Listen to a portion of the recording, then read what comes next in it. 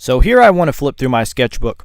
Now this is a 2022 Moleskine sketchbook that I've filled.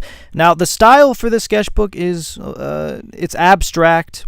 A lot of these pages are unfinished, messy, and it's not the best sketchbook that I have, but that's not the point. The point is to show the work of what I've done in the past. And so here it is. Now, I think I plan on doing a weekly sketchbook flip through, and this is the second one that I have here. Now, I have a lot of sketchbooks, and so it's probably going to take a couple months or maybe the rest of this year to go through all of the sketchbooks. But slowly but surely, I'll flip through all of them, see what's going on, what I've made in the past.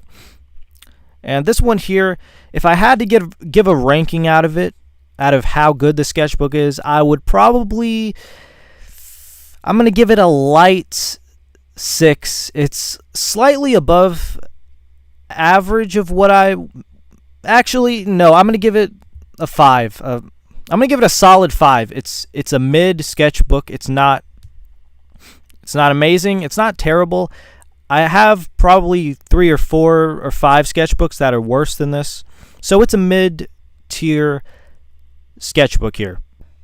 Now, what I will say about this sketchbook that I like is that it shows traces of the style that I'm drawing in now, which is futuristic, cyberpunk, and it has some robots, some kind of vehicles, a couple kind of laser guns. I need to get into that. I forgot about drawing guns and laser weapons. That's really fun. They're easy to draw, and it's good practice to draw laser guns, okay? Trust me. So that's what I like about this sketchbook. There's little hints here and there of what's going to occur in the future. And so I'll have to look at that in the past sketchbooks that I have. I'll have to really analyze what's going on in these sketchbooks and how is it transforming into the next sketchbook. How are these past sketchbooks molding the next? It's basically like an evolution of style. And what I have noticed with my style is that the less that I try to make my style like someone else's, the less I try to draw in a specific way, the more I draw in a unique way. The less I look outwardly to other people to get inspiration from, and that's great. I think finding an artist that you love, finding your favorite artist and trying to draw like them is good, but once you've done that, then you can go and venture into your style, because I think that's a very important thing, is to find your style, and it'll happen naturally. And I feel like I've finally reached that point where I'm in my style of drawing this stuff, drawing sharp, jagged, geometrical, cube shape stuff. It's simple, some of it's complicated, but I like doing it. What I also notice about these older sketchbooks is that some of them have more color than I expected. I actually was drawing with a lot of red ink, some blue ink, especially in this one. And a lot of the newer sketchbooks, I use marker and some colored pencil, but I don't really have any blue ink, or I have some red. I have a couple of different new colors that I could be using. So upcoming in the next few videos, more colors, more experimental artwork. I drew quite a few faces in the sketchbook, some different angles, and they're not as good as what I'm doing now, obviously.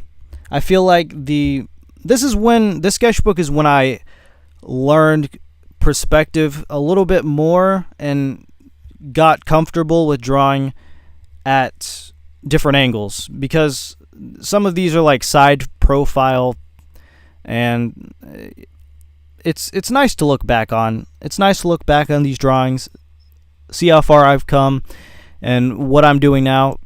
it's not, what I'm doing now isn't crazy, isn't hyper realistic faces. The thing is, I could do that. I could spend 5-6 hours or 20 hours on one face trying to make it hyper realistic, but I don't really want to draw like that. I want to draw not in a cartoonish comic way, kind of a comic way, but an in-between, a happy medium between realism and cartoons. It's difficult to get that right, but I want to make it look like it's an illustration, almost a combination of horror manga, Junji Ito / Kim Jong-gi, something sort of like that, something approximating that, I would say. I want to go in that direction of dystopian horror. I don't know. Actually, what I forgot to mention is that this is a sketchbook here.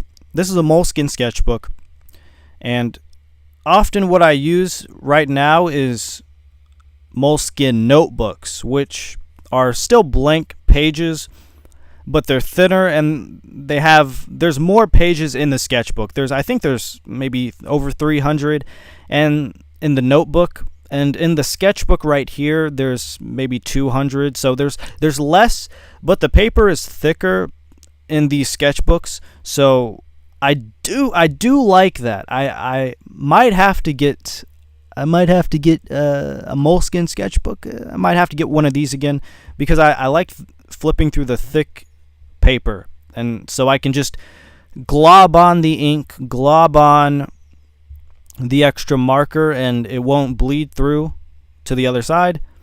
But also the notebook, the Moleskine notebook, has more pages. So what I need to do is get all of my sketchbooks and see how many pages altogether have I filled, because each of these sketchbooks has a couple hundred pages. I think maybe 200 to 300. I'm not sure on the exact number, but a couple hundred pages. And so I have over a dozen sketchbooks, maybe 15 or 20, actually more like 20, 25 sketchbooks. And so that's definitely over 1,000 drawings. That's over 10,000 drawings, probably maybe even 20, 30,000 drawings altogether. But they're not huge pages, but they're like medium size. So it's not that amazing. It's not that impressive.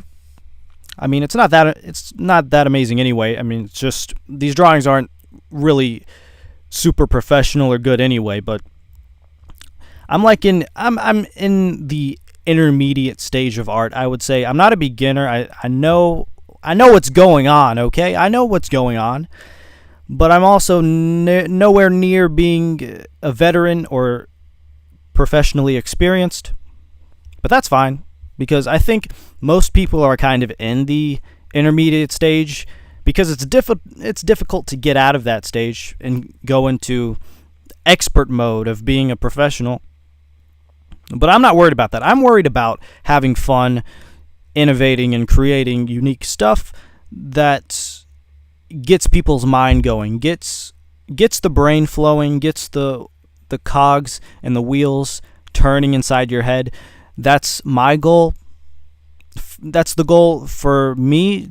I want to do that for myself, but I also want to do it for the people who are watching this right now, for you, to get your mind kind of in a creative mind frame. And so